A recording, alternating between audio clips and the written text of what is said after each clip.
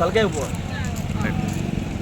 ఫిబ్రవరిలో జరిగే అసెంబ్లీ సమావేశాలలో మాకు ఫిక్స్డ్ వేతనం ఇవ్వాలని ఏ ప్రభుత్వం అయితే కోరుకున్నదో అదే విధంగా ఇవ్వాలని కోరుకుంటున్నాము.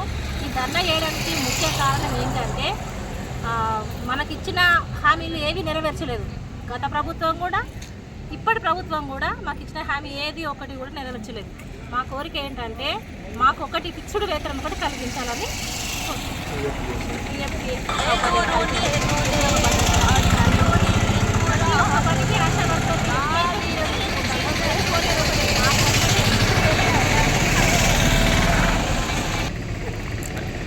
ఫిబ్రవరిలో జరిగేటువంటి బడ్జెట్ సమావేశంలో తెలంగాణ రాష్ట్రంలో ఉన్నటువంటి ఆశా వర్కర్లకు కాంగ్రెస్ ప్రభుత్వము ఎన్నికల సందర్భంగా ఇచ్చినటువంటి హామీ